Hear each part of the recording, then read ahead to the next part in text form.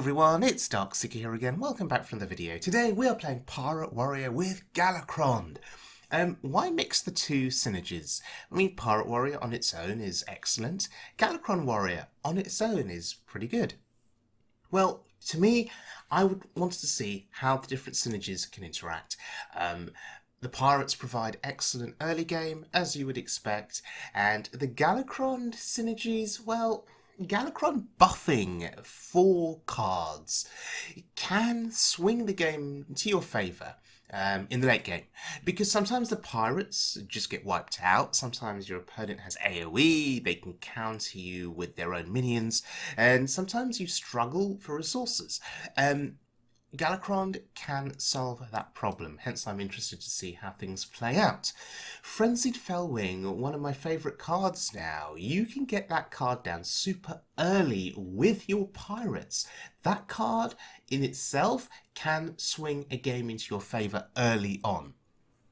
So let's keep a note of that and watch out for that as we proceed with our first game. It's against a paladin who plays Consecration.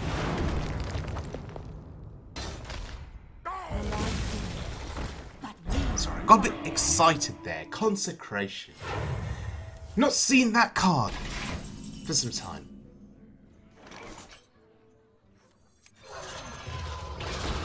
Now, Sign of Ruin. Tremendous card. Especially if it's buffed by Galakrond.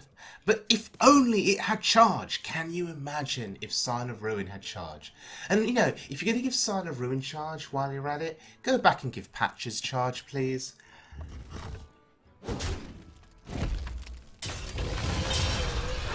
And this is a Murloc Paladin who plays Keeper of Oldham. Not seen that card played for what, a couple of years now? Keeper of Oldham? So yes, this is a Murloc Paladin. You could see on the left-hand side the Bluegill Warrior, Brimscale Oracle. So this is not a traditional anything can happen Paladin.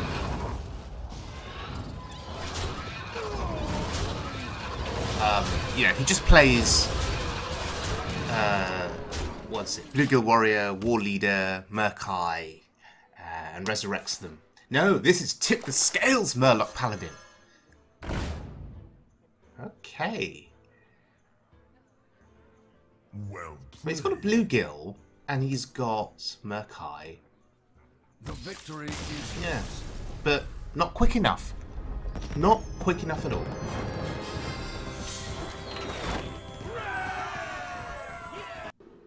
Okay, now we're getting up against a rogue.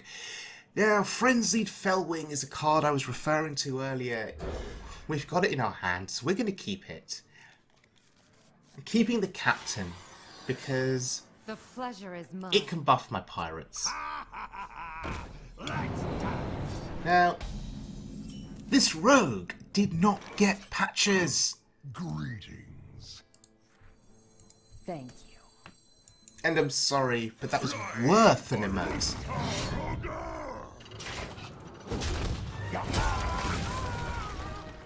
Because I have patches, and he doesn't. Now, we could have coined out the deckhand. But, we're going to hold off. Because we have a coin with a ship's cannon. That's pretty valuable, right? That's pretty valuable. Next turn, we can ship's cannon, coin deckhand, and bring out the Frenzied Fellwing. Oh, and there's another pirate. Yes, ha-ha indeed. Incredible. To quote the deckhand, ha-ha indeed. So, turn 2. This board is insane. Turn 3. Satsy Captain. Could this game go any better? Well played. I wonder. Ooh, that's a big taunt. 9 health taunt. Trust the pirates. Well, isn't going to help him that much.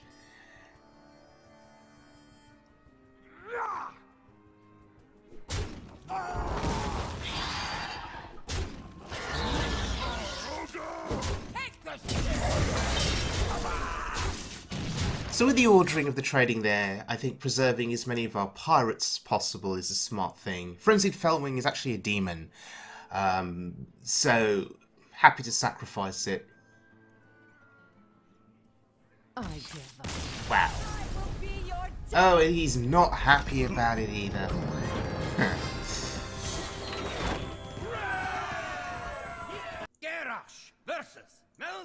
Okay, our next opponent is a druid. Victory or death! And I suspect this is going to be a tougher game. Particularly if it's something like a Jade Druid. Jade Druids can armour up to infinity, as you guys will well know if you've watched my multitude of Jade Druid videos. They can armour up, poison seed, spreading plague. And whilst you can do some damage to them early,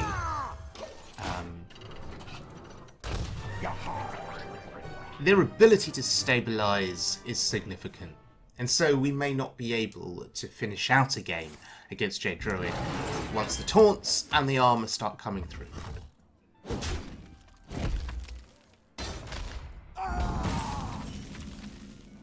Okay, Ritual Chopper. Right on time.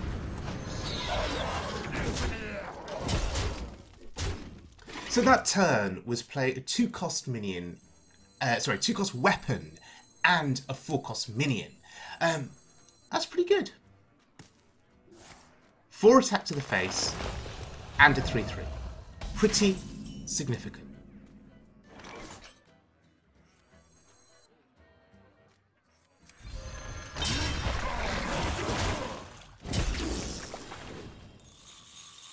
Listen here!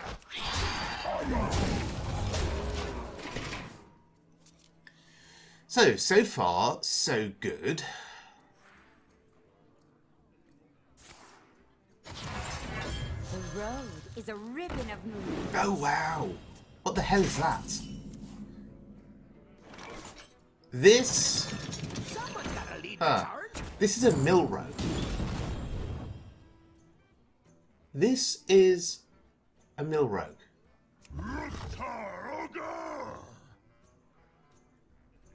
Yeah, I mean, we'd be happy to draw cards.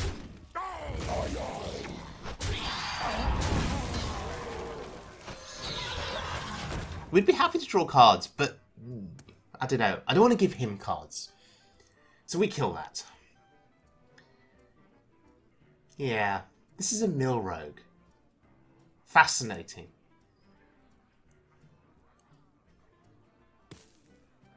The rank 5 meta in all of its glory. Yeah, Forest Guide.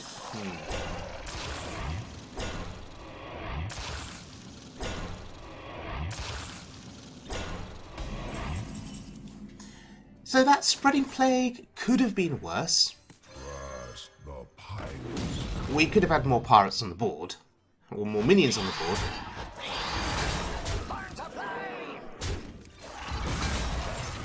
Not as bad as it could have been.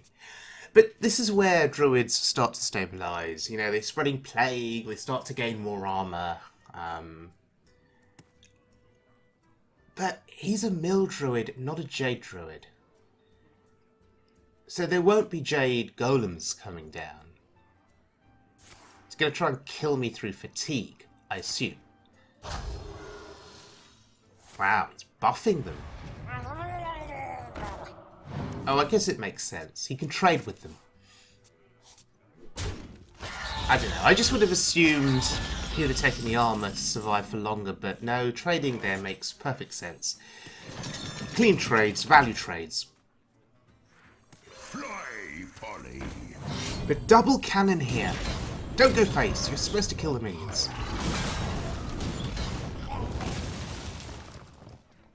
Okay. Still fine. He has to kill the cannons, realistically here. He has to kill the cannons. If he doesn't kill the cannons, he's just screwed. I mean, we only have one pirate in hand, but we can draw into more.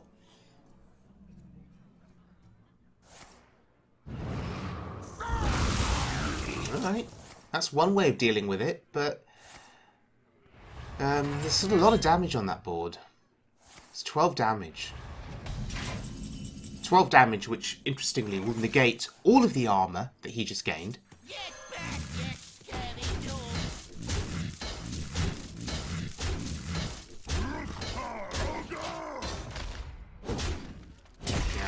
And a 7 attack pirate. Fancy that.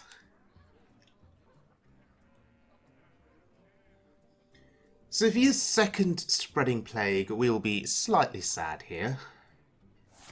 Naturalize. Okay, yeah, sure, give me more cards. I can see how this deck would work out. Oh wow, Ferocious Howl. Thank you. Thanks. Death does not scare me. I can see how this deck would work out against a Warlock, but that is Lorewalker Cho. Huh. Fascinating. Absolutely fascinating.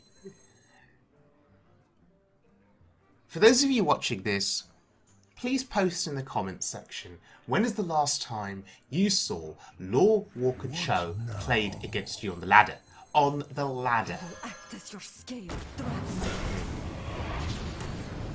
Anyway, going back to the original point, yes, against a Warlock, who will typically tap, keep a fullish hand. Yep, I could see how this deck would work out very well. You'd nil them of their significant threats and kill them to fatigue. Potentially. But anyway, this game is all but over here. Unless there is a Deathwing in that hand.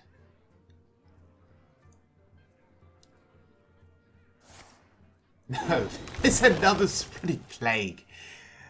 Okay. Strangely, Lorewalker Cho is blocking a Scarab from coming onto the board. It's taking up a board space.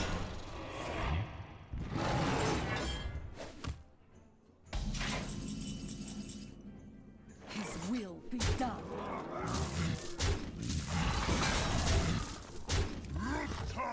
Well, it looks like this game is going to go on for a bit longer than anticipated.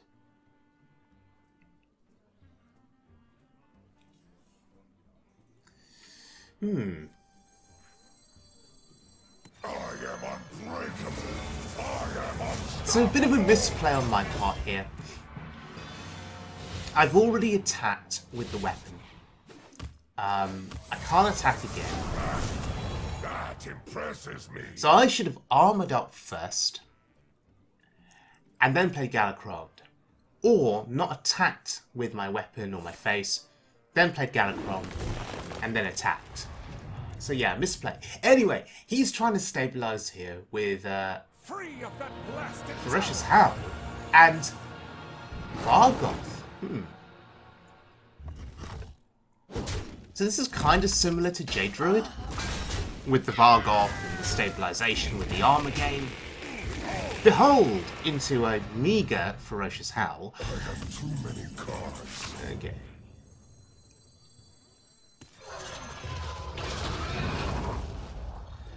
You see, with Jade Druid, they stabilise with the armour gain. And then slowly, very slowly but surely, they start pumping out those Jade Golems. Which they use to start trading with, and then make a comeback. But yes. This poor Mill Druid, no luck for him. Okay, final game is against a Warlock. This is for rank 4, by the way. debating what to keep here. For me, Frenzied Fellwing seems like a must keep in an opening hand, if you think you can do the damage early.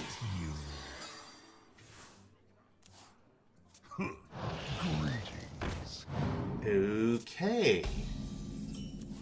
Is this a Zoolock? How strange. We're seeing some strange decks today on this journey to rank 4.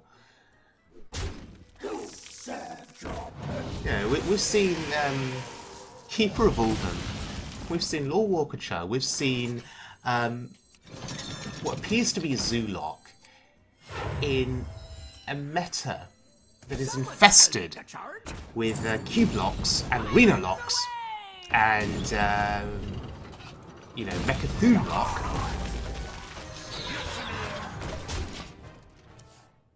Actually, less so with Reno locks. I've not seen that many Reno locks. I've seen a couple. From nothing. But it's mostly Cube and Mechathun. Yeah, Sticky Finger. See, that would be a great card if we were facing a Cube lock with a weapon.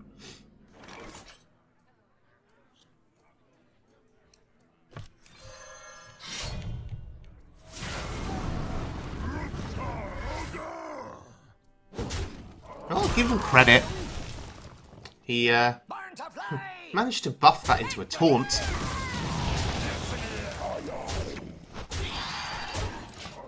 It absorbed 4 damage. But yeah, no defile. No defile means you lose.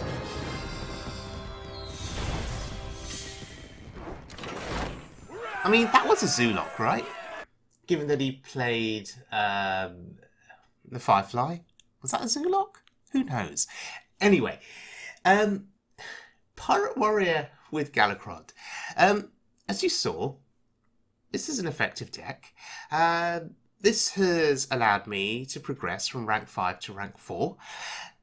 Sure, if you play a pure Pirate Warrior, maybe it's a little bit more effective at times, because with this deck, you could run into a situation where you have a hand that is mixed with, let's say, a couple of Pirate cards and a couple of Galakrond cards. And actually, what you would prefer is if that hand was just nothing but Pirate cards, or nothing but Galakrond cards, to get those synergies going. The fact that you could end up with a mixed hand could be a problem in certain situations in a game.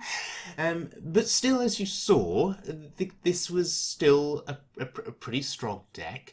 Most of the time, the pirates on their own got the job done. Galakrond was not needed. And so ask yourself the question again, how important is Galakrond in this deck?